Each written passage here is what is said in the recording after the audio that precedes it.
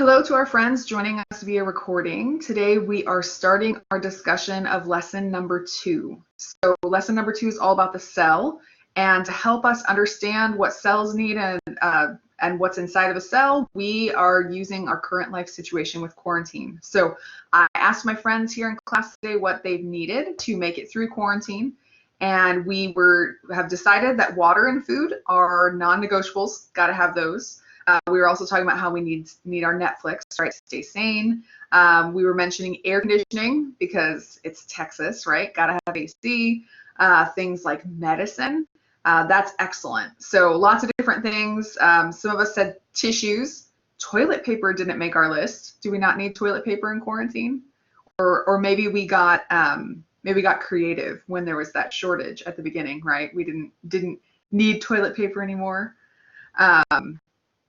Looks great. I would add to us something to consider that kind of goes along with air conditioning.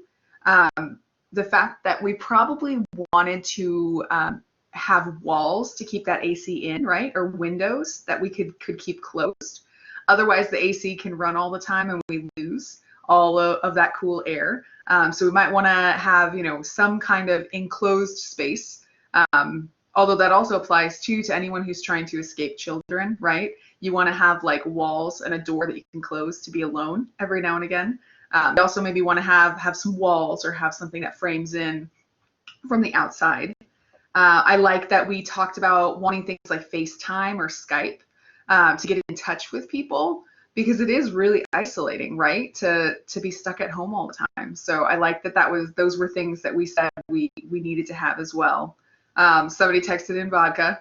Hey, this is where it's good that it is anonymous, right? We don't know who, but somebody needed their vodka. At the beginning of quarantine, I'm not sure, I've talked about this a little bit, but you guys know that I just had a baby. So 3 months yesterday, actually, it was his 3-month birthday.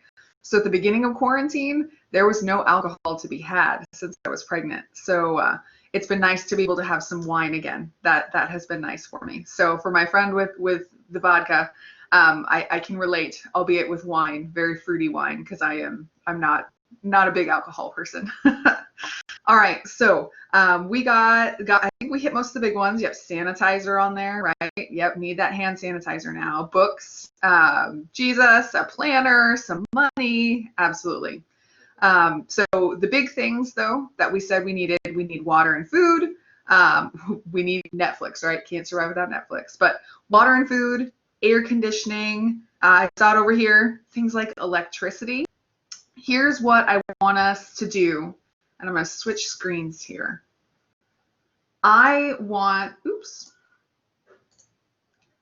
told you guys in your groups to designate somebody as your typer. So this is going to be the time when the person who's going to type for your group is going to be put on the spot here. So for the person in your group who's going to type, group number 1, I want you guys to type in the red columns over here, group number 1. Group number 2, your typer is going to be here in the blue column right here. I want you to pick some of those things that were the top things for your group. Remember, above the screen, there's that T. So when you click on the T, and then you go down onto the screen, it'll allow you to type. I want to see which of the things from your list you guys came up with that you needed, that you could think of relating to an organelle. So my friends from group 1, you're typing in the red column. My friends from group 2, you're typing in the blue column. Let's see if we can relate some of our things to organelles in the cell.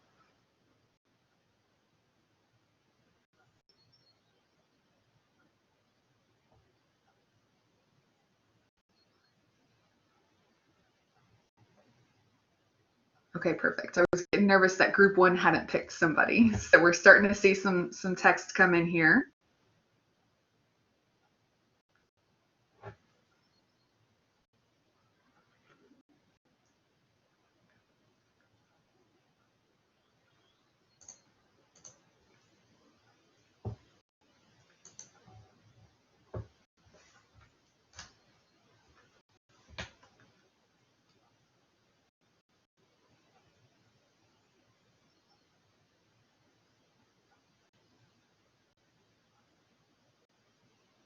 If your group is done typing, shoot me a thumbs up.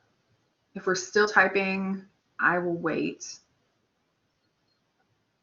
I'm going to start going in the green column, a couple of things that I think we need to talk about too.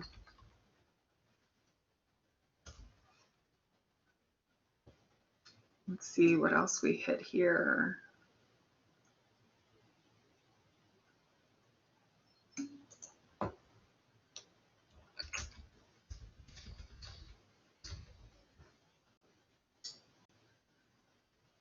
Okay, so I want to start with what we've put in here together, and I might have you guys explain a little bit to me to help me understand too. So the first thing that group one came up with, they said we needed a house, and I'm glad that we honed in on that. I hinted at us needing walls, right?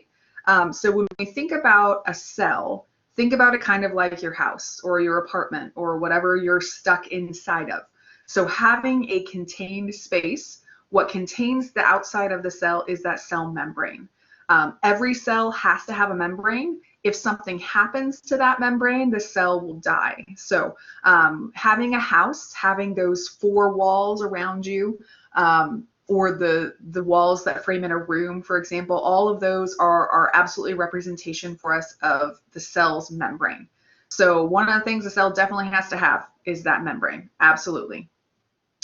Kind of piggybacking on each other, both of you guys identified some basic human needs that we have, right? So food and water. Now I'm interested, and maybe we can try to do this with the microphone. I'm interested why we were thinking that these things related to the lysosomes.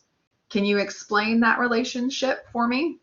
Somebody jump in. You don't have to be afraid. Food and water representing the lysosomes. Any thoughts? We put in group 2 that water was part of lysosomes because it's flushing the cells with digesting them, cleaning them out. Okay. Okay. So and this is why I asked, because that helps me understand. So we're thinking of water kind of as a cleaning agent in some ways, almost. So perfect. When we think about water in that regard as something to help us clean things out or flush things out of our house, that's definitely a job of our lysosomes. So lysosomes, sometimes I talk a lot about lysosomes kind of like trash service almost. So that would have been something actually that I could add to our other thing down here. So trash service. Lysosomes get rid of things in the cell. So when we talk about water in the sense of this is what I use to clean things out or to flush things out of my house, definitely I could see the lysosomes like that. When we think about food in the cell, any of my friends from group 1, do you think we can relate lysosomes to food, or do you think we help me out? How would we relate lysosomes to food? Any ideas? Lysosomes also has cell digestion, so that's why we tied it to food. Oh, nice. I like that. Okay. Yeah, so another job of lysosomes is, in the words of your lab packet, intracellular digestion. I like that. Okay. See, this is why I asked you guys to explain, because you put it in a new term for me. So yeah, my lysosomes are my digesters. So one of the things I have a lot of inside my cells is I have a lot of proteins, and proteins can get worn out and not do their job anymore. So lysosomes can go and break down my worn out proteins, or when I have an organelle like part of the membrane or my mitochondria, or if I have some organelle in the cell that's not doing its job, lysosomes will go and eat it, literally, to recycle it. So I like that. Yeah, thinking about the food that we digest to stay alive, I would absolutely use my lysosomes to do that, definitely. In the chat, somebody posed the other thing that we could potentially say for food. So food in terms of lysosomes for digestion. The other organelle that I think of with food, like Miriam mentioned in the chat, might be the mitochondria. That'd be the other one that could represent it.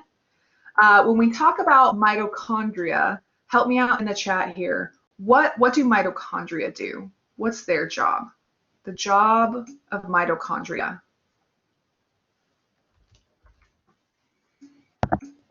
Yeah, so several of us are chiming in. Mitochondria build energy for the cell. So mitochondria, here's a term that we're going to want to know. Mitochondria build something called ATP. And I would bet we will talk a lot more about ATP when we're in the muscles lesson. So I think that's lesson number 9 when we start talking about muscles. So mitochondria build this chemical compound called ATP. That's our energy molecule. So when I think of food, I think of mitochondria. But you guys are absolutely right. When you think of food and we think about digesting it, lysosomes, 100%. So we have decided so far, let's track our progress, that a cell, that a cell needs a membrane that acts a lot like the walls on our house, that a cell needs lysosomes, both to act kind of as something that flushes things out of the cell that we don't want, but also that helps with digesting things. I like that my group down here, group number 1, said that we needed some kind of planner or something that runs the show, right? 100%, that is the job of my nucleus. When you think about the nucleus, again, to put it in the words I said, this is what runs the show. This is what makes things happen, that nucleus. So the nucleus is in charge. The nucleus is keeping track of things. The other thing I'd say too, when I think about the nucleus in my house, let's just be real here. I got a 3-year-old, right? So Dr. Ollis's daughter, we're just being real. Sometimes she runs the show. It's unfortunate, but life with a 3-year-old is that way. So what's in control? What's running the show? Well, in the cell, it's the nucleus. In your house, it might be your planner that keeps things on track. It might be your rambunctious child. It might be you. Maybe you're the one that makes things happen in your house. But something's functioning as the nucleus, making things happen. So I'll underline that one too. We've got to have a nucleus. Absolutely. Group number 2 mentioned something that is very essential in the time of COVID, right? Is having soap. We definitely need to have soap.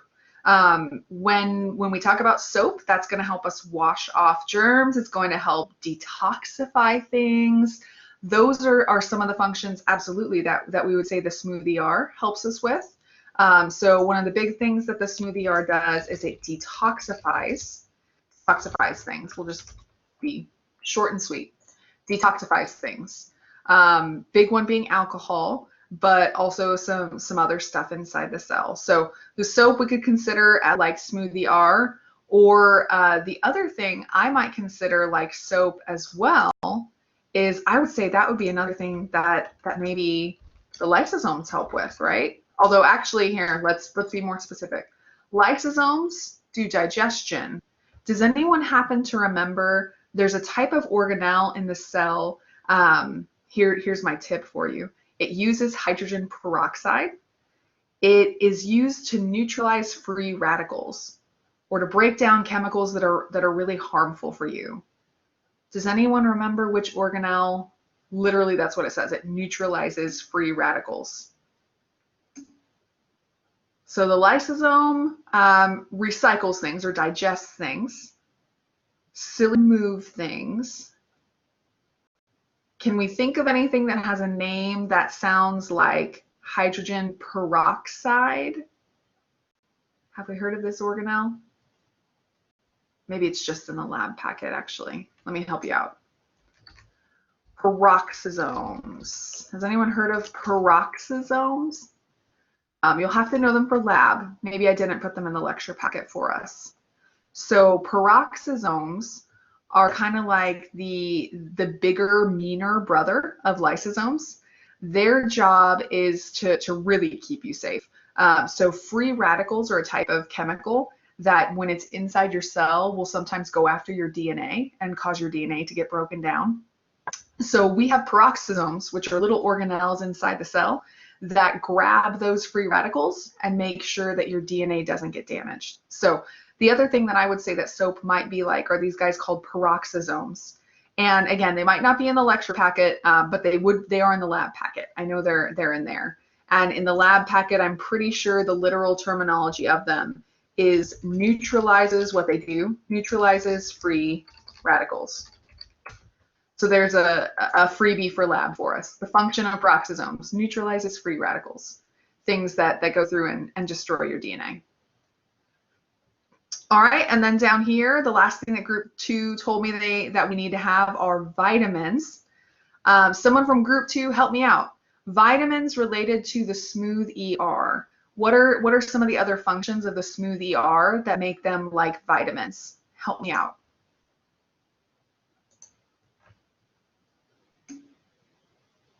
Okay, creating things. Yeah, I can, yeah, so 2 functions of the smooth ER that I think smooth ER must have been group 2's favorite organelle, right? Because we hit their 2 functions. They detoxify things and then they help to create things. So yeah, so making lipids, building things. We use vitamins to keep our body healthy, right? We use it to help us have what we need to build stuff. So so Jacqueline's asking a totally fair question. She wants to know what lipids are. So can anyone help me out in the chat? There's actually an easy name for this science word lipids.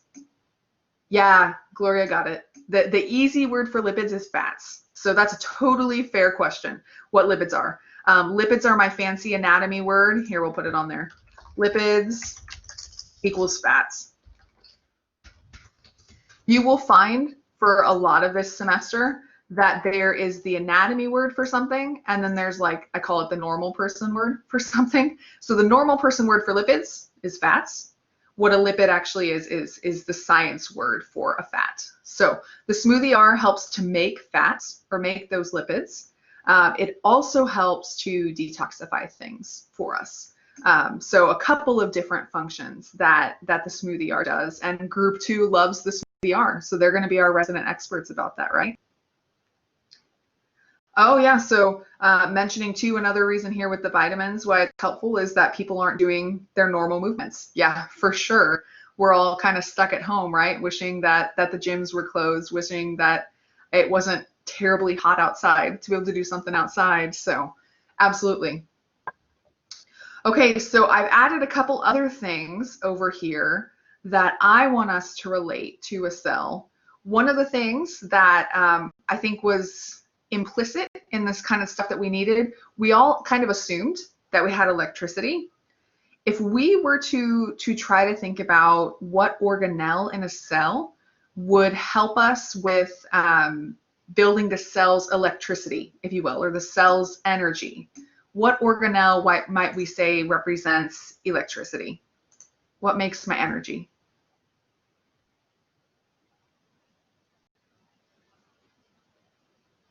Some of us are brave. They've typed it for us.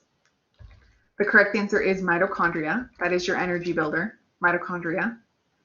So the mitochondria build electricity. Electricity in a cell, we're going to say, is in the form of, again, that molecule I mentioned before, ATP. I'll mention something too. We are no longer in high school science, so if I ever ask you what the mitochondria does, don't tell me that it's the powerhouse of the cell. I know that it is, and I know that you know that it is the powerhouse of the cell. But when we are in college science, we say that the mitochondria builds energy, or it builds ATP. That's the name of the chemical energy your cells use. So in addition to needing a house and needing food and water and vitamins and something in control, hopefully not your child, we also need to have electricity. Electricity or power, that's kind of like the mitochondria of a cell. One of the things that made our word cloud that didn't make this list here was air conditioning, or we could even simplify this down just to air. Now, obviously, we wanted to have air that's comfortable and that we like breathing in and out, but we're surrounded by air all the time. There is something inside a cell that surrounds all parts of the cell. Does anyone know what the name of that soupy stuff inside the cell is? What's that soupy stuff called?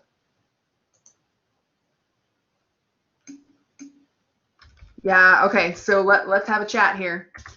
The soupy stuff technically called cytosol. Cytosol, let me make those last letters capital so you see them. Cytosol. You are not wrong that my video talks about cytoplasm. And that brings me great sadness that he called it cytoplasm. Let's do a little word math. I'm going to go right underneath my green box here. Okay. Cytoplasm is something that's actually made of two things. Cytoplasm is made out of the soupy stuff called cytosol and, or plus, all the organelles inside of it. If we were in lecture together, I would tell you guys that this is an underline, highlight, star idea, or it's something that's important. What I want you guys to make a note of in your notes is that cytoplasm, this word cytoplasm, technically includes both the soupy stuff of the cell, the cytosol, and all the organelles inside of it. So the mitochondria, the Smoothie, the lysosomes, all of those things, and the soup that they live inside of, that's called cytoplasm. So that's probably another difference from your high school science class. We call the soupy stuff in high school cytoplasm. Technically, the soupy stuff is called cytosol. So you're going to see that word cytosol throughout your lesson number 2 packet, and you're going to see it all semester because that's technically the name of the soup. So when we talk about the air that we're breathing in that fills our environment, we call that the cytosol. I like some of the ideas that I'm getting here in the chat about what air conditioning could relate to. So one person mentioned air conditioning as the Golgi apparatus. Let me see if I can guess where that came from, Karina. The Golgi apparatus is the part of your cell that kind of processes things, or it packages them, it gets them into a form that can be sent places. So I'm going to put that in. Yeah, that's what she was thinking. That's awesome.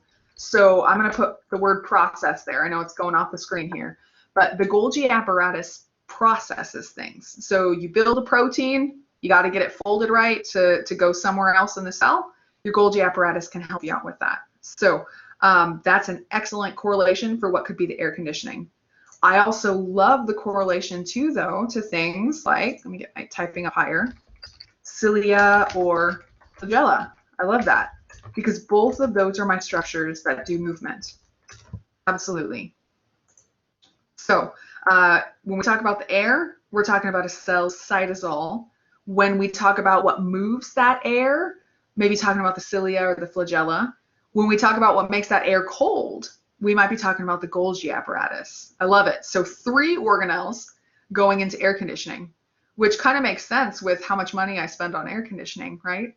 Anyone else that's paying their own bills, you probably feel that pain too. Man, July and August are terrible electricity months.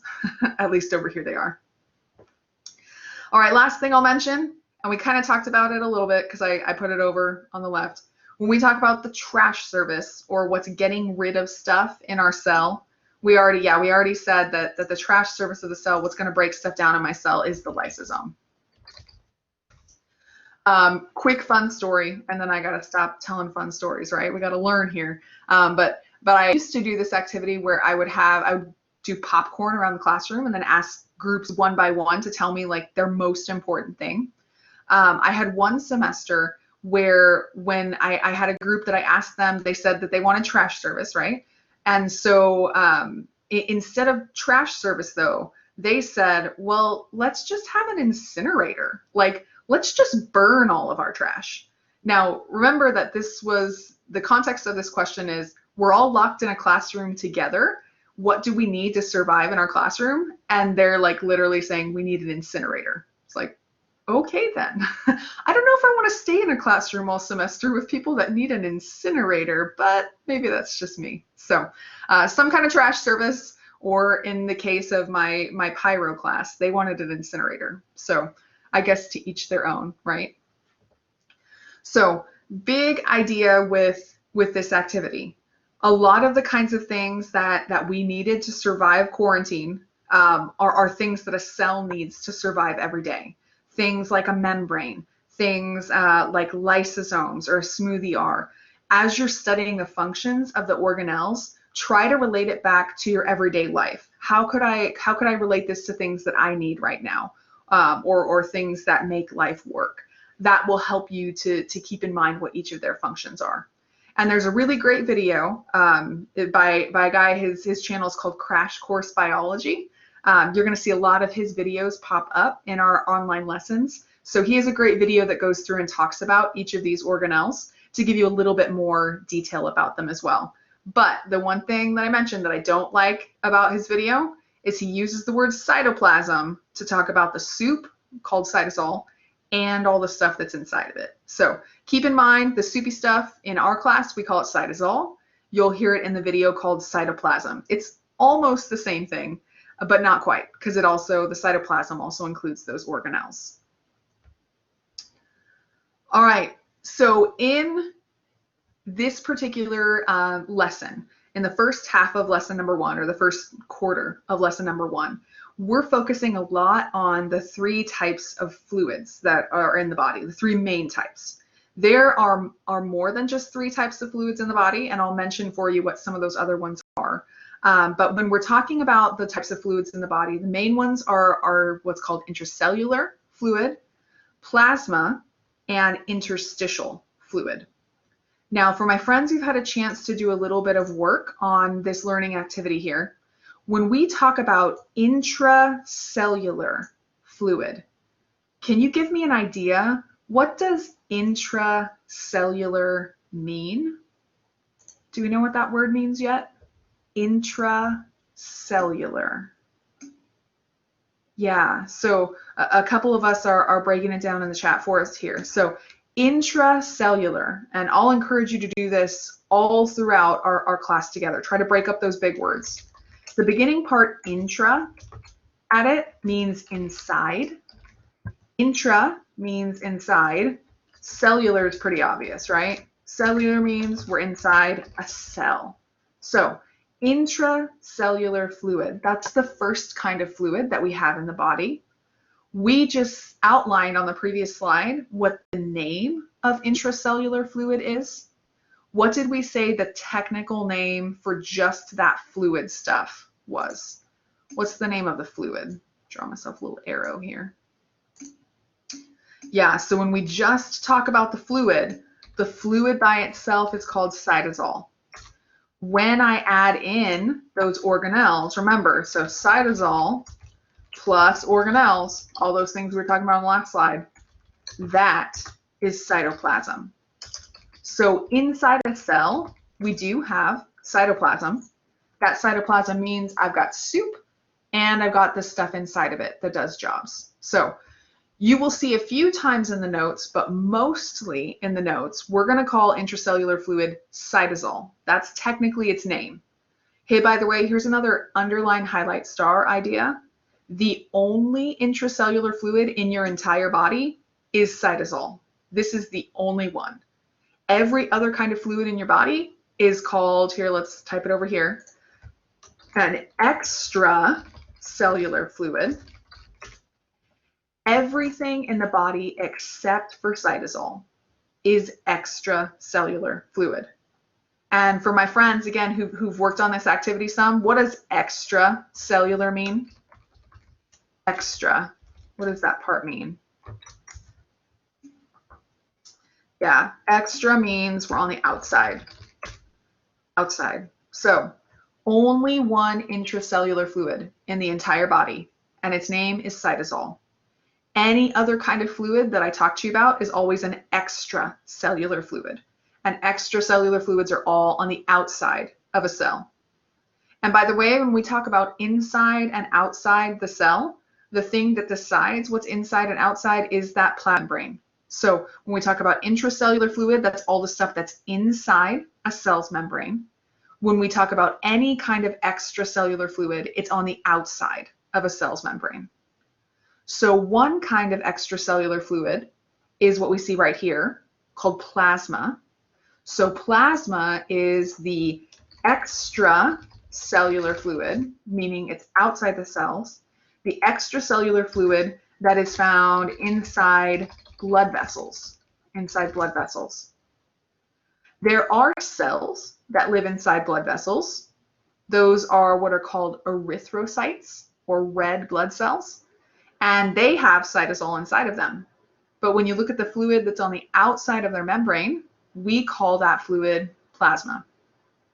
There's also fluid called interstitial fluid. Interstitial, we'll break down this name here in the little space I have. Inter means in between, and the, oops, that's gonna be too close. Here we go. The stitial part of its name means tissues. So interstitial fluid is found in between the cells in tissues. And your body, we're going to learn about in lab, we have 4 main tissue types, but like 30 specific tissue types. This is the kind of fluid, interstitial fluid, that's found between all of them. So interstitial fluid is another type of extracellular fluid on the outside, extracellular fluid inside tissues. I can't remember from the notes, somebody help me out. Were there a couple other specific fluids that I named for you guys? I think there was. Were there any other particular fluids that I named?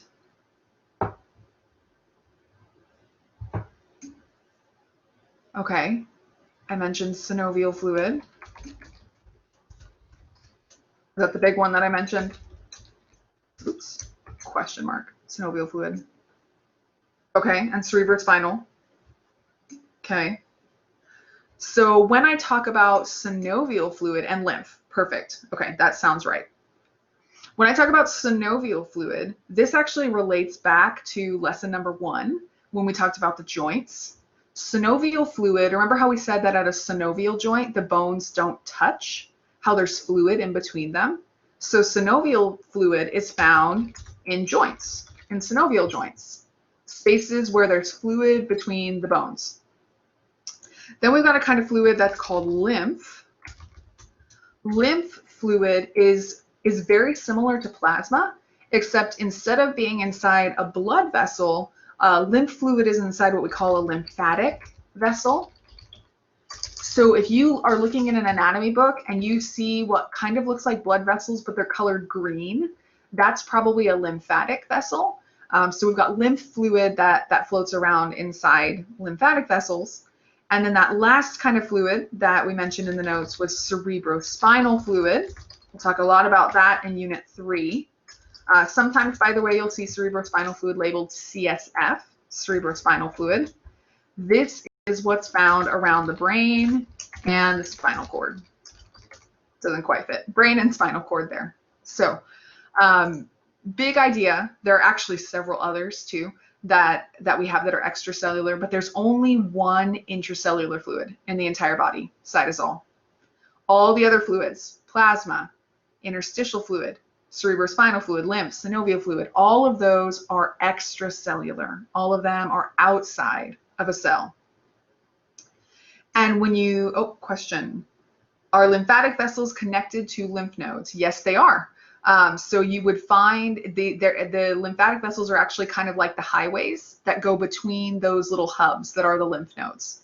So in places where you have a lot of lymph nodes, you've also got a lot of little lymphatic vessels or little tubes that connect them to each other. Yeah, so that's a great connection to make, absolutely. Lymphatic vessels are basically what blood vessels are. That's not entirely accurate, and you'll learn more in A&P2 about why that's not quite accurate, but they work the same way that a blood vessel does. Instead of transporting around plasma, they will transport around lymph fluid, but you'll find them usually next to those blood vessels. One of the things that I ask you guys to do in this lesson is you have to interpret a couple of graphs. So the first graph that we're looking at here on our picture is a pie graph. This graph is showing me the volume or the amount of each kind of fluid in the body. So when we're looking at my graph here, the bigger the piece of pie, the more of that kind of fluid that I have in the body. So I promise this is not a trick question. Based on the size of the pieces of pie on this graph, which kind of fluid do I have the most of in the body? What do I have the most of in the body? Yeah, so a couple of us are typing the big long name of it, intracellular fluid. What's the shorter name of intracellular fluid? What's that other name that I told you guys? Because there's just one type, right? Yeah, it's that cytosol, right? So we could actually, and this might be a good thing to do on your printed copy of the graph, make a note for yourself that intracellular fluid in our class, we're going to call it by its specific name of cytosol. So I've got the most cytosol, the most fluid inside my cells. The second most kind of fluid that I have is this interstitial fluid, where again we said, so, well, first question, interstitial fluid, inside or outside my cells? Inside or outside? Interstitial fluid. We're split. Interstitial, let's break down its name. Inter means in between, in between.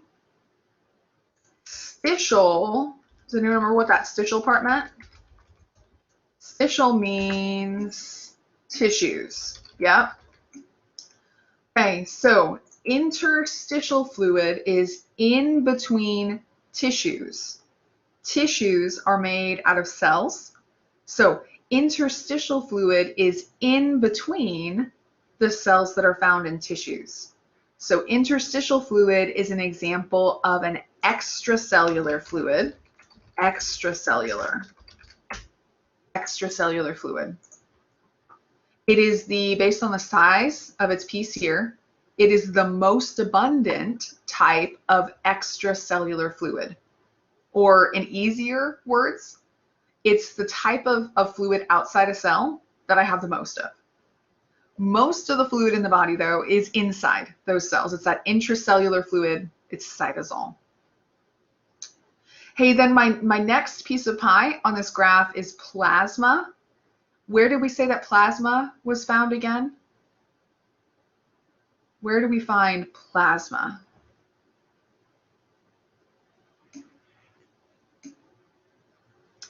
Exactly. Yep, plasma is found inside blood vessels, but it is also outside the cells. Because remember, plasma is another type of extracellular fluid. So it's outside the cells, it's inside the blood vessels. Notice on my little graph right here, see how this is a really tiny piece of the pie? That is those other fluids. So those other fluids are the things that I had you guys list for me on the other graph, or on the other page. That was things like cerebrospinal fluid, CSF. That was things like synovial fluid, which is found inside our joints. That's things like my lymph. There are some other specific types of fluid. You're not required to know them, but here's the big idea. I've got a bunch of other specific types of fluid that don't take up a lot of space in the body. The vast majority of space in my body when we talk about fluids are the fluid that's inside the cell, the fluid that's in the cytosol. Then I've got a whole bunch that's in between my tissues. Then I've got a fair amount that's inside those blood vessels. The rest is in these other places that we see right here. So Nicole is asking a question about what's inside the cytosol. And that's actually a great tie-in to the next thing that we're going to look at here. So flip to, and I pulled up the notes. Let me see what page we're on here. Looks like we're on page 3. I am going to, I'm going to split you guys into groups again. Unfortunately, I don't have this graph saved for you to open up in your groups, but we are on page 3. So of your lecture notes. So hopefully you have that lesson printed, or you can go to Blackboard and grab it really fast to look at it. We're trying to figure out what kind of things are found in each of our types of fluids. So my lead-in for you is these bar graphs. This is a bar graph. The size of a bar on this graph tells me how much there is of something. So really tall bars means I've got a lot of something, and the color of the bar tells you which kind of fluid you're looking at.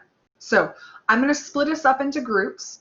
With your groups, I want you to answer, you've actually got 3 questions on page 3 there for you. I want to know what we have a lot of in intracellular fluid, what we have a lot of in interstitial fluid, and what we have a lot of in plasma. So let me split you into groups. Let's see if we can use this graph to do that together. So here come those groups.